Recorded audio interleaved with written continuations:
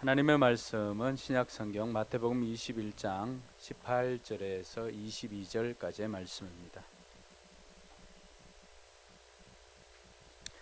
불편하지 않으면 자리에 일어나서 함께 읽겠습니다. 같이 읽습니다. 새벽에 성 안으로 들어오시는데 예수께서는 시장하셨다. 마침 길가에 있는 무화과 나무 한 그루를 보시고 그 나무로 가셨으나 잎사귀 밖에는 아무것도 없으므로 그 나무에게 이제부터 너는 영원히 열매를 맺지 못할 것이다 하고 말씀하셨다. 그러자 무화과 나무가 곧 말라버렸다. 제자들은 이것을 보고 놀라서 무화과 나무가 어떻게 이렇게 당장 말라버렸을까 하고 말하였다. 예수께서는 그들에게 말씀하셨다. 내가 진정으로 너희에게 말한다. 너희가 믿고 의심하지 않으면 내가 이 무화과 나무에 한 일을 너희도 할 수 있을 뿐 아니라 이 산들어 벌떡 일어나서 바다에 빠지라 하고 말해도 그렇게 될 것이다. 또 너희가 기도할 때 이루어질 것을 믿으면서 구하는 것은 무엇이든지 다 받을 것이다. 아멘. 네, 앞뒤 좌우로 한번 인사합시다. 간증의 주인공이 됩시다.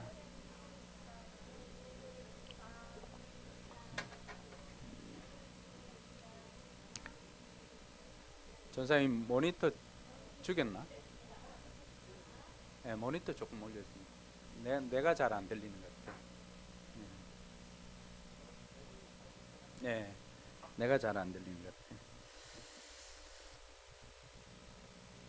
같아요. 피터 드러크가 쓴 책 중에 이 성과를 향한 도전이라고 하는 책이 있습니다. 이 책에서는 모든 일을 끝까지 완수해야 할 지위에 있는 사람들,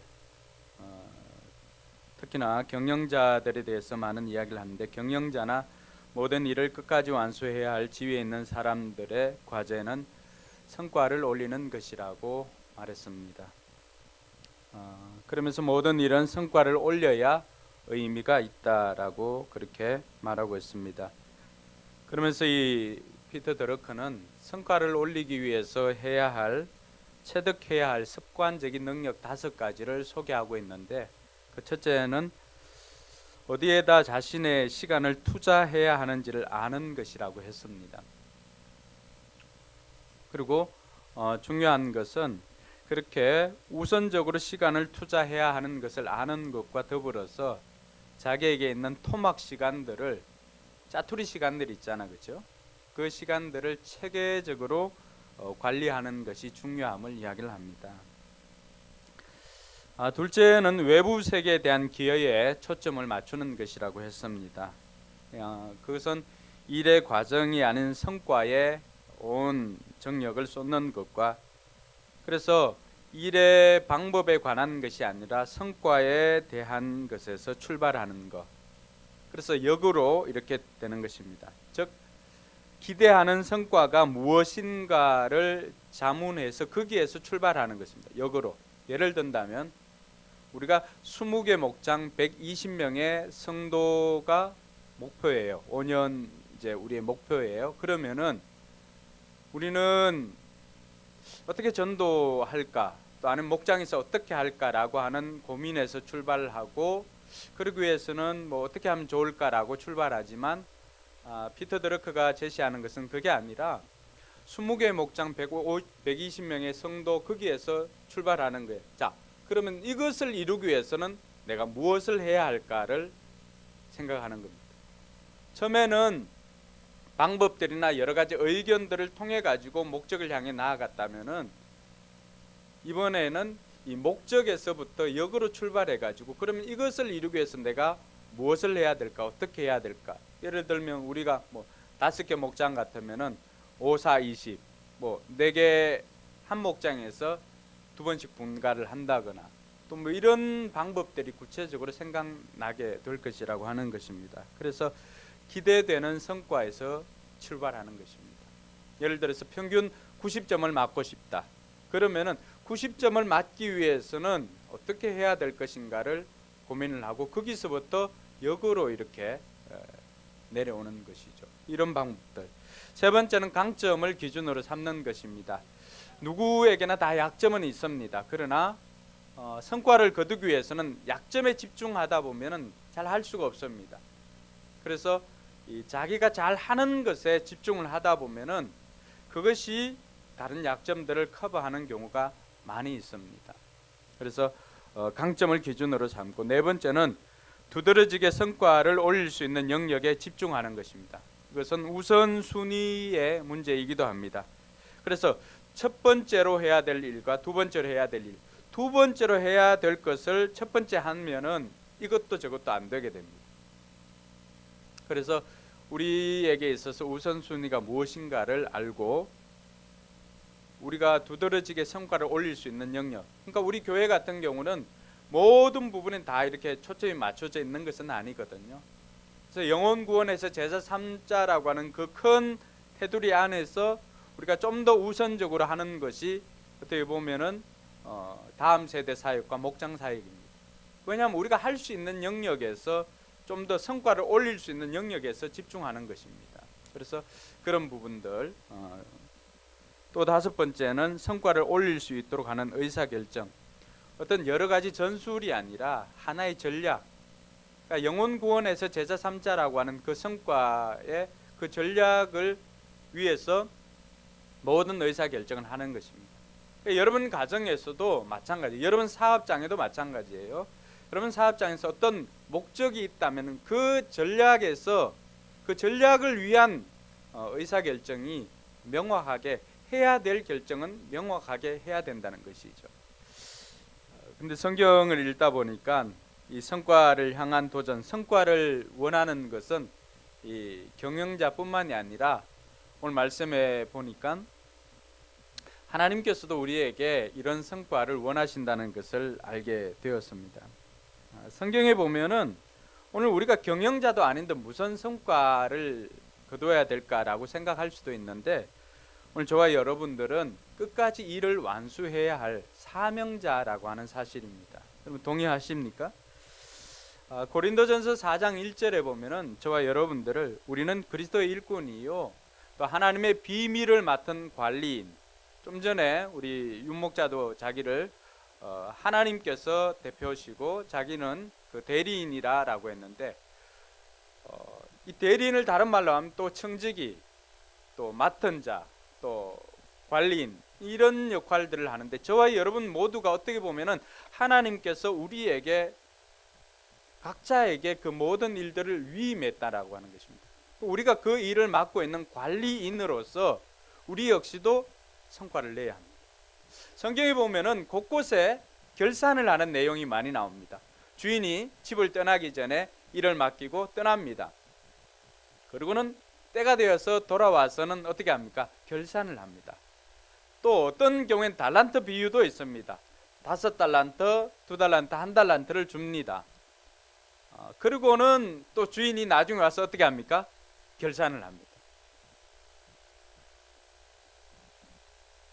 하나님께서는 오늘 우리를 이 땅에 보내시고 의미 없게 이 땅에 보낸 것은 없습니다. 그래서 저와 여러분들이 경험하는 모든 것들도 의미 없는 것이 하나도 없습니다. 유진 목자가 그런 고백을 했죠. 자기가 휴게소 가서 뼈 빠지게 고생할 때는 왜 거기서 내가 이렇게 억울한 일을 당하고 힘든 일을 해야 되는지 몰랐습니다. 요양원에 일할 때는 난로 히터 하나 틀 수 없을 정도로 비인격적인 그런 대우를 받으면서 뭐 응급으로 이것저것 다 하는 그 일을 왜 해야 되는지는 몰랐습니다. 근데 지금 직장에 가보니까 이전에 했던 경험들이 모두가 종합적으로 믹스가 되어서 그곳에서 다 필요하기 때문에 경험을 시킨 것입니다. 여러분 그냥 하라고 하면 하겠어요? 근데 여러분들이 지금 그 위치에 서 있는 것은 이전에 여러분들이 이해되지 않는 그 모든 경험들을 경험하고 나서야 비로소 그 자리에서 지금 하고 있는 일들을 능수능란하게 할 수가 있는 것입니다. 여러분과 이렇게 이야기를 하다 보니까 우리 마음속에 누구나 예외 없이 2마리 개를 키우고 있다고 합니다. 뭐 흰 늑대, 검은 늑대 이야기가 아닙니다. 그 1마리 개는 편견입니다. 또 1마리 개는 선입견입니다. 이 편견과 선입견을 잡을 수 있는 개 한 마리가 있습니다. 그게 뭘까요? 백문이 불여일견입니다. 들어왔던 거, 내가 생각하고 있던 것, 내가 알고 있는, 내가 들어왔던 하나님, 또 하나님은 이런 하나님일 거야, 다른 사람의 하나님, 이런 것들이 우리 가운데도 또 작은 교회는 어떨 거야, 이 교회는 어떨 거야 하는 편견이나 선입견들이 누구에게는 다 있습니다. 우리 생존을 위해서 때로는 필요하기도 합니다. 근데 이 모든 것들을 때로는 이런 것들이 오해가 생기기도 하고 노이즈가 생깁니다. 그러니까 이런 것들을 없앨 수 있는 방법은 내가 경험하는 것입니다. 아무리 들어도 내가 한번 보고 경험하는 것 이길 수가 없습니다. 그 두 마리 개를 이길 수 있는 방법은 한 마리의 개를 키우는 겁니다. 백문이 불여일견, 내가 경험해 보는 것입니다.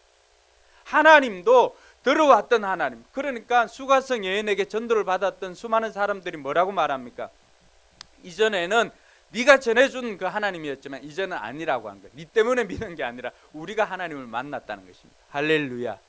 여러분들에게도 이 은혜가 있기를 바랍니다. 누구의 하나님이 아니에요. 이제는 나의 하나님, 나의 하나님. 내가 살아보니까, 내가 기도해보니까 내 삶을 통해서 경험되어진 하나님, 그 하나님은 부인할 수 없잖아요. 부인할 수 있나요? 여러분들이 기도에 응답해 주신 하나님, 여러분들이 경험한 하나님인데, 그러다 보니까 이 하나님께서 정말 사랑이 많으시고 우리에게 좋은 것 주시고자 하시는 그 하나님 것을 깨닫는 것입니다. 그 이전까지는 무서운 하나님, 벌 주시는 하나님, 뭐 내가 예배 빠지면 혼내주실 것 같은 하나님, 이런 두려운 하나님으로 생각했는데, 그럼에도 불구하고 여전히 나를 사랑해 주시고 나의 작은 신음에도 응답해 주시고 내가 힘들 때 위로해 주시고 말씀으로 격려해 주시는 그 하나님을 내가 경험하지 않으면은 우리는 여전히 편견과 선입견이라고 하는 그 두 마리 개에 붙잡혀서 살아갈 수밖에 없습니다. 하나님께서 오늘 저와 여러분들에게도 하나님께서 무서운 하나님이 아니라 신약 성경을 통하여서 우리에게 가르쳐 주시는 것은 하나님께서 우리를 의미 없이 하루하루를 보내게 하진 않았다는 것입니다. 이 땅에 보내실 때도 하나님께서는 우리에게 어떤 삶을 기대하시면서 보냈다는 것을 알 수가 있습니다. 오늘 예수님께서 성전에 갔다 오시면서 지나가다가 무화과 나무를 이렇게 먼 곳에서 보았습니다. 그 무화과 나무가 잎이 아주 무성했습니다. 먼 곳에서도 보아도 잎이 무성할 정도로 그렇게 무화과 나무가 이렇게 튀었습니다. 예수님께서 거기에 가서 봅니다. 여러분, 예수님께서 무화과 나무에 가서 볼 때는 왜 갔겠습니까? 오늘 18절에 그 힌트가 있습니까? 18절은 뭐라고 했습니까? 예수님께서 시장하셨다. 동일한 본문이 마가복음에 보니까 시장하셨기 때문에 그 나무에 가서 무엇을 얻으려고 그곳에 간 것입니다. 여러분, 무화과 나무는 특징이 있습니다. 꽃보다 뭐가, 잎사귀보다 뭐가 먼저 열립니까? 열매가 먼저 열립니다. 그러니까 잎사귀가 무성해 있다는 것은 뭐가 있다는 거예요? 열매가 있다는 것 아닙니까? 근데 아직도 마가복음에 보면은 이 무화과 철이 아니라고 그랬어요.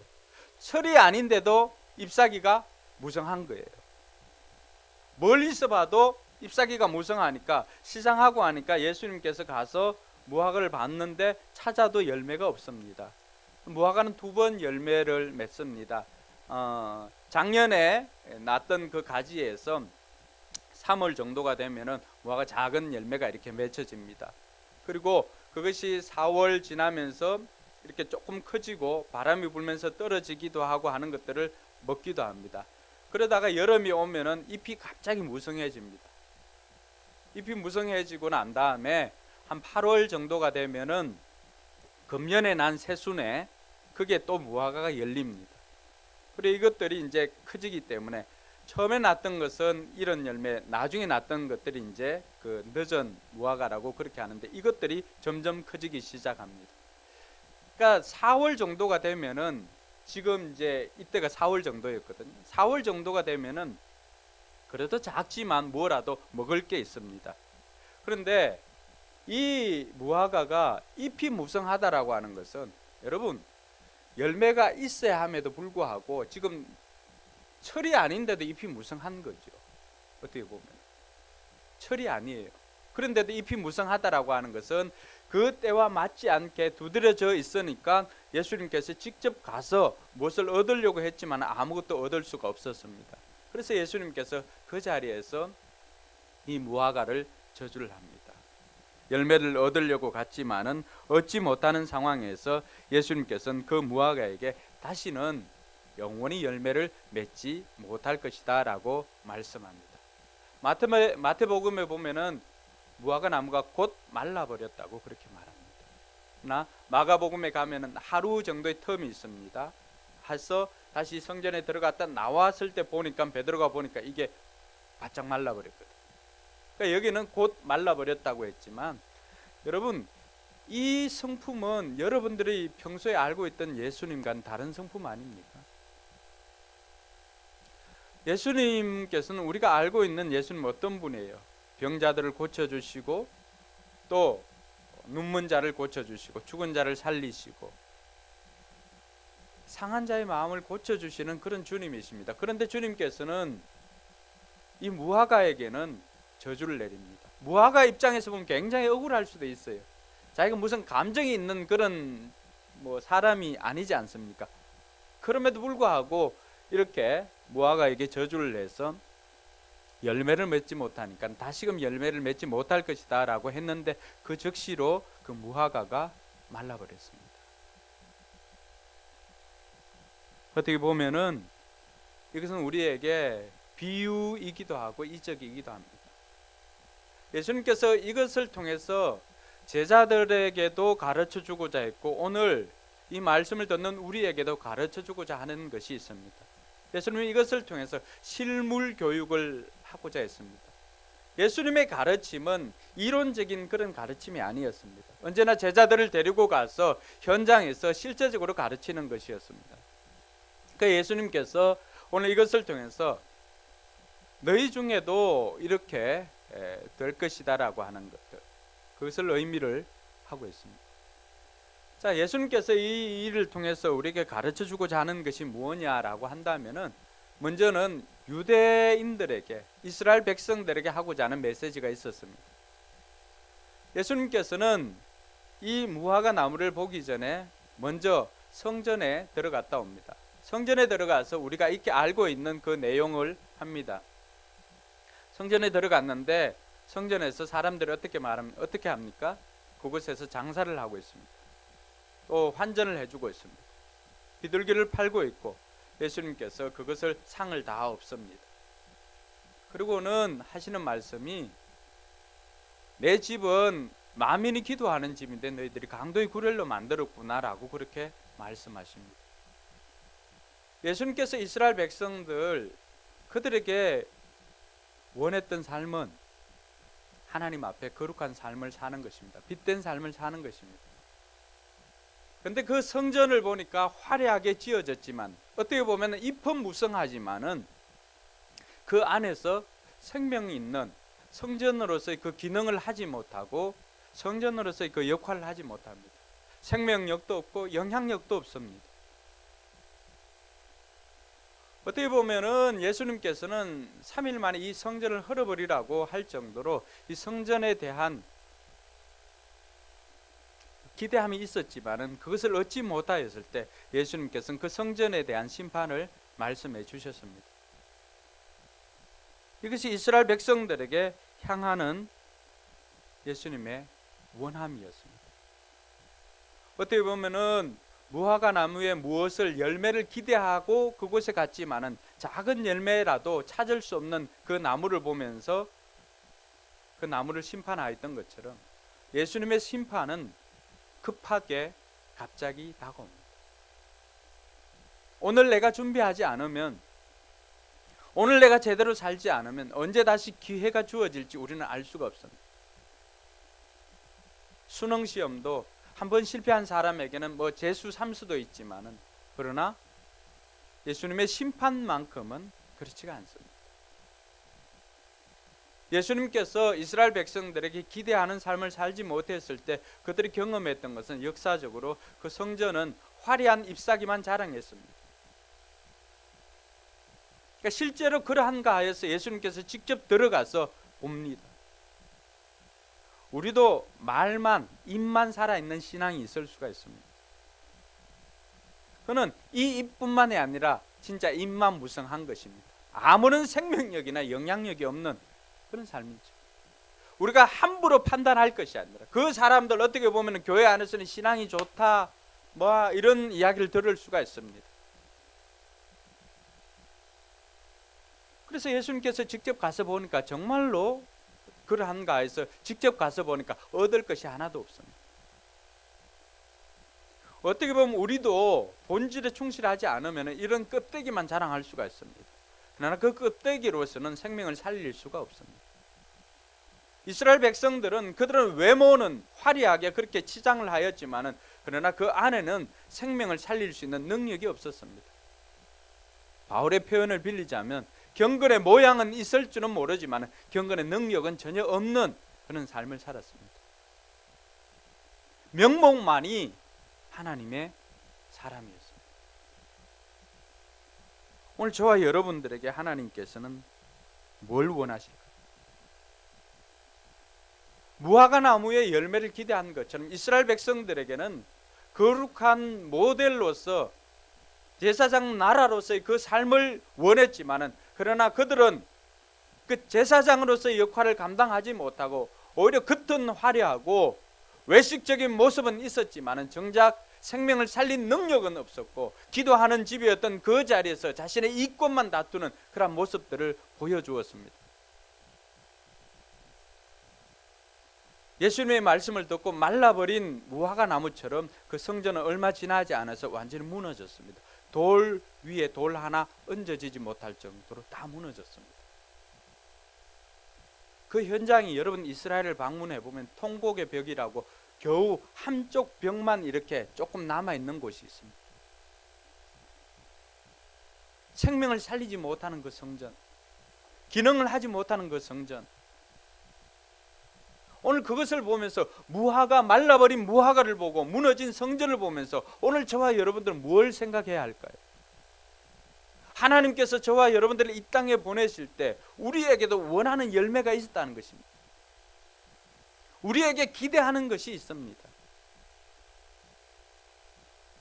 또 우리가 그 기대하는 것을 알지 못한다면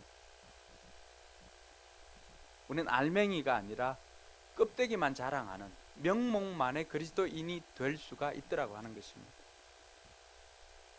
입만 무성한 종교인이 아니라 속살까지 단단한 신앙인이 되기를 주님의 이름으로 축원합니다.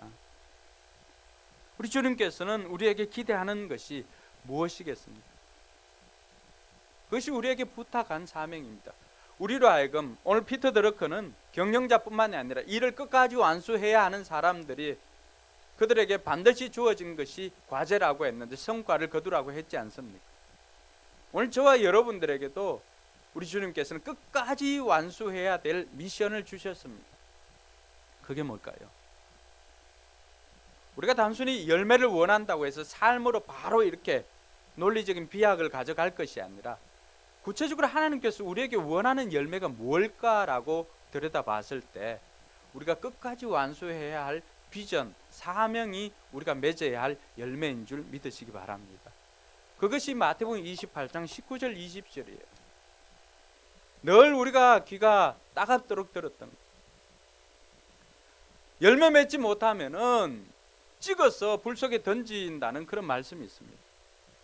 그러니까 우리도 열매 맺지 않으면은 결국에는 이렇게 말라버린 무화과 또 찍혀버린 이 나무, 무너져버린 성전, 그것처럼 우리의 인생도 그렇게 될 수가 있다는 것입니다.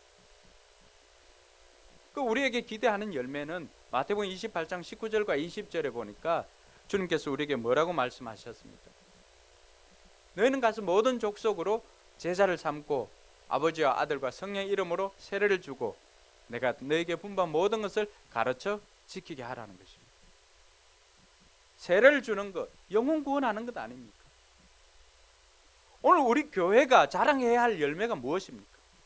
예수님께서 우리에게 오신다면은 우리에게 와서 뭘 원하겠어요?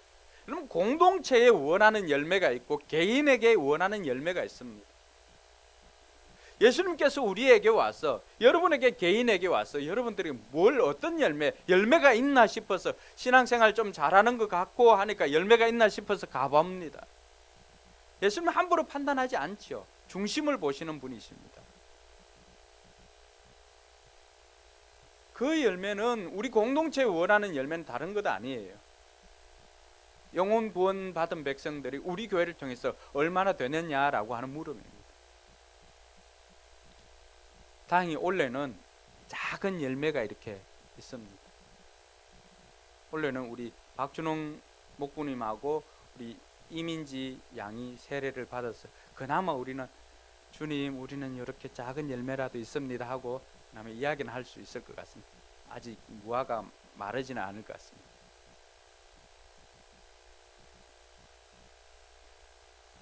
원래 2명이 세례를 받고 지금까지는 우리 교회를 통해 26명이 세례를 받았습니다. 주님께서 우리에게 원하는 열매는 다른 것 아닙니다. 이 영혼 구원의 열매, 이제 작은 열매라도 있는 것으로 우리가 만족해서는 안 됩니다. 이 열매들이 이제는 점점 자라나서 다른 사람들이 먹고 다른 사람들이 힘을 얻을 수 있는 또 다른 생명력을 키우는 그 제자가 되는 것이 우리에게 주어진 과제인 줄 믿으시기 바랍니다. 주님께서 우리에게 원하는 열매는 이런 생명의 열매입니다. 다음 주에도 마찬가지예요. 그 열매를 위해서 우리가 해야 될 일이 디모데후서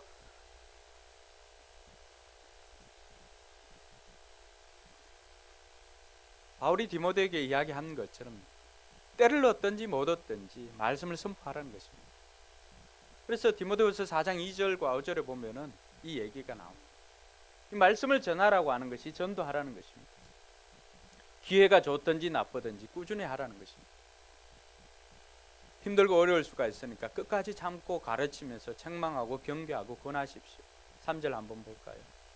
때가 이르면 사람들이 건전한 교훈을 받으려 하지 않고 귀를 즐겁게 하는 말을 들으려고 자기네 욕심에 맞춰 서성을 끌어들일 것입니다. 4절 그들은 진리를 듣지 않고 허탄한 이야기에 귀를 기울일 것입니다. 그러나 그들은 모든 경우에 정신을 차려서 고난을 받으며 전도자의 일을 하며 그들의 직무를 완수하십시오. 열매를 맺기 위해서 우리가 해야 될 일입니다. 사람들은 우리가 전하는 이야기를 듣지 않으려고 합니다. 그럴 때 가장 힘이 있는 게 뭘까요? 여러분들이 경험했던 2마리 개를 잡았던 적이 있잖아요. 뭐예요? 예, 그 개로 소개를 해줍니다.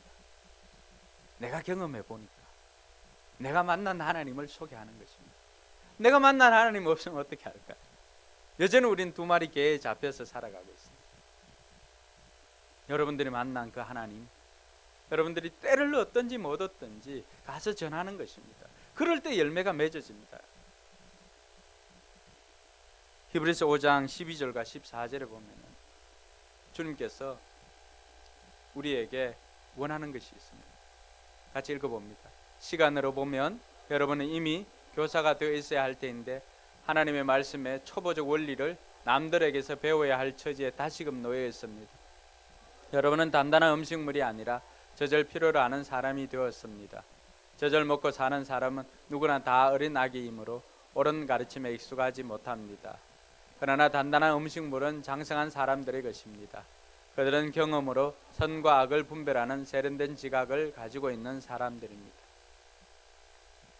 늘 어린아이에 머무를 것이 아니라 이제는 그 열매가 좀 이렇게 성장하는, 성숙되어져서 사람들에게 생명을 주는 그런 사람이 되어야 됨을 우리에게 말하고 있습니다. 사랑하는 성도 여러분, 주님께서는 오늘 동일하게 우리에게도 무엇을 기대하고 계십니까? 우리 개인에게도 기대하고 계시고 우리 공동체에게도 기대하고 계십니다. 그 열매가 여러분들에게 있습니까? 올 한 해 여러분들을 통해서 아니면 여러분 생에 여러분들을 통해서 구원받은 사람이 몇이나 있습니까? 우리는 입만 무성하게 그냥 신앙생활 한다고 그렇게 바쁘게 지내오지 않았습니다. 그 바쁨이 열매 맺기 위한 바쁨이었습니까? 아니면은 외형적으로 화려함을 드러내는 입만 무성하기 위한 바쁨이었습니다. 주님께서는 그 잎을 보시지 않고 우리를 통해서 맺어진 그 열매를 주목하고 계십니다. 그리고 우리가 마지막 날에 주님께 드려야 할 것도 그 열매들인 것을 믿으시기 바랍니다. 그래서 바울은 자신이 전도했던 그 선교지 데살로니가 교인들이나 이들을 보면서 했던 것이 이들이 나의 면류관이라고 했습니다. 여러분들이 올려드리는 그 열매가 여러분들에게는 면류관이 될 것입니다. 할렐루야. 이번 한 주간도 또 우리에게 기회가 주어졌습니다. 우리가 열매 맺을 좋은 기회입니다.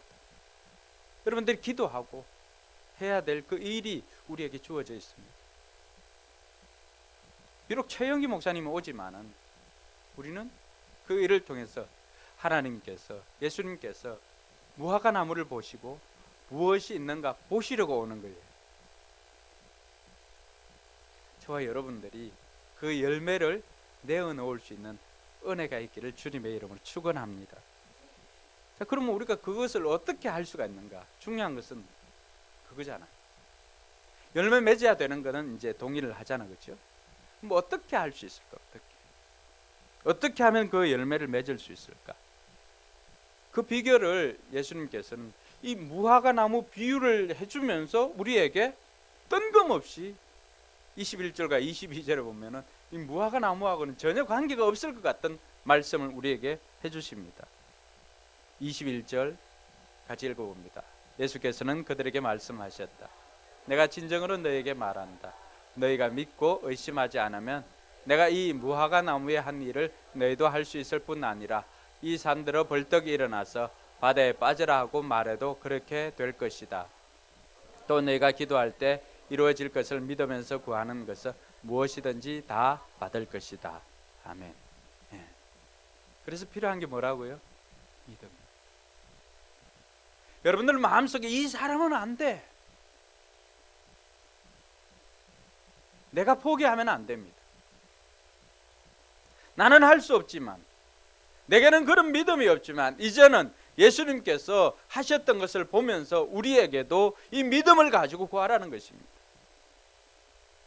그동안 안 되었던 그 영혼, 그 VIP를 위해서 구체적으로 우리가 기도하는 것입니다. 그러면은 이 산을 들어서 바다에 던지라고 하는 이것도 그대로 될 것이라고 하는 것입니다. 할렐루야. 하나님께서 저와 여러분들의 입술에 번세를 주신 줄 믿으시기 바랍니다. 예. 선포하십시오. 선포. 사용하지 않잖아요. 사용하지 않잖아요. 아무리 능력을 줘도 그걸 사용하지 못하면은 여전히 우리는 빈곤에 허덕일 수밖에 없습니다. 풍성하신 하나님께서 주신 능력을 마음껏 사용할 수 있는 저와 여러분들 되기를 바랍니다. 그 능력이 뭘까요? 예수 그리스도 이름인 줄 믿으시기 바랍니다. 베드로와 요한이 뭘 사용했나요? 자기 있는 것으로 줘야 되는데 있는 것이 없어. 뭘 사용했어요? 예수 그리스도 이름으로 있는 것이잖아요. 예수 그리스도 이름으로 일어나 걸어라. 여러분 물질이 없습니까? 물질이 없으면 예수 그리스도 이름으로 선포하십시오. 그 사람에게 감동시켜 줄 만한 것이 없습니까? 예수 그리스도 이름으로 기도하시기 바랍니다. 그러면 되는 거예요. 여러분 얼마까지, 언제까지 해야 될까요? 될 때까지입니다. 할렐루야. 그래서 예수님께서 이 영혼 구원하는 것, 우리에게 열매 맺는 것도 우리에게 필요한 것이 믿음이라고 했습니다. 우리가 이 나무가 될까? 열매 맺을까? 이거 생각하면 열매 맺지 않죠. 그러나 하나님이시면 나는 못해도 I cannot, but 누군 되죠?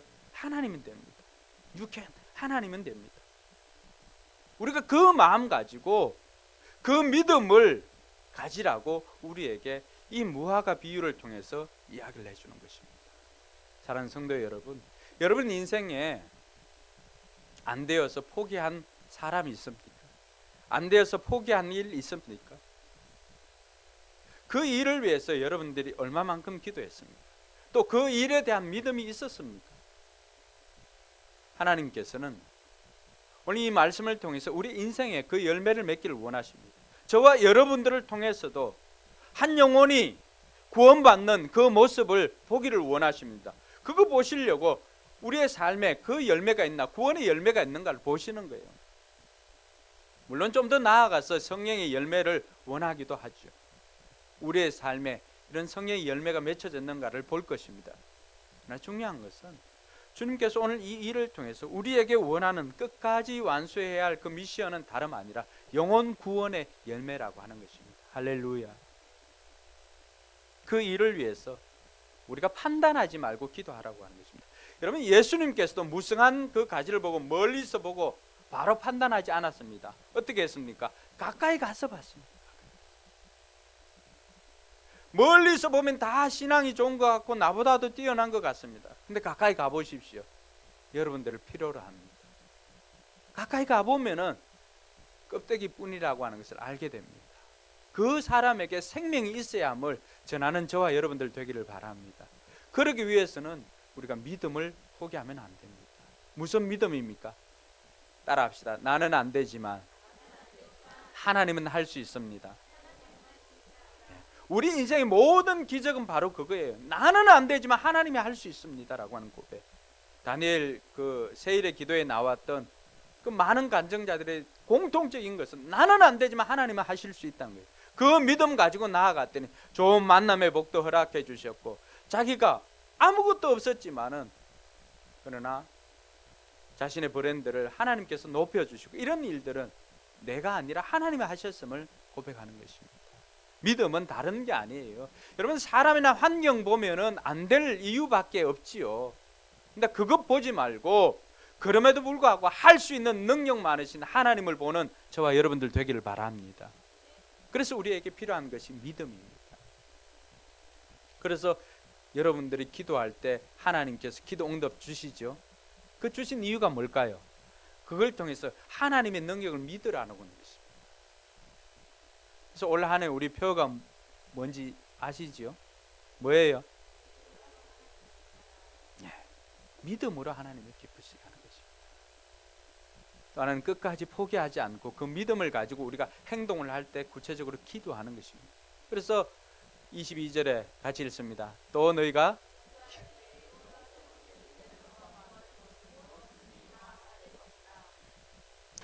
VIP를 만나기 위해서도 기도하지만은 기도할 때도 믿음이 필요합니다. 믿음을 가지고. 여러분, 믿음이 없으면서 구하는 것 있습니까? 기도할 때는 뭐예요? 나는 안 되지만 하나님께서는 하실 수 있습니다라고 하면서 구하는 것 아닙니까? 되겠나라고 하면 안 되죠. 그래서 이루어질 것을 믿으면서 구하는 것입니다. 이번 한 주가 여러분들 VIP를 위해서 되겠나 이게 아니라 하나님이 하시면 된다 라고 하는 그 믿음을 가지고 이번 한 주간 여러분들이 VIP를 만나고 그 VIP들에게 귀한 시간을 또 허락해 달라고 여러분 기도하시고 그분들을 초청해서 다음 주에는 이 빈자리가 가득 채워지기를 주님의 이름 축원합니다. 속으로 그런 생각이죠. 목사님 되겠어요? 그러면 안 됩니다. 됩니다. 할렐루야. 다음 주에 이 빈자리가 다 채워질 줄로 믿습니다. 그래서 여러분 채워지나 안 채워지나 다음 주에 한번 보십시오. 그리고 여러분들 기도하시고 여러분들은 주변에 있는 분들 초청하시기 바랍니다.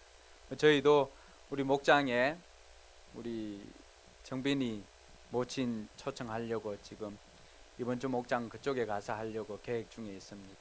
어쨌든 여러분들이 이 일을 위해서 우리에게 열매 맺기 위해서 애쓰는 그러한 흔적들이 필요합니다.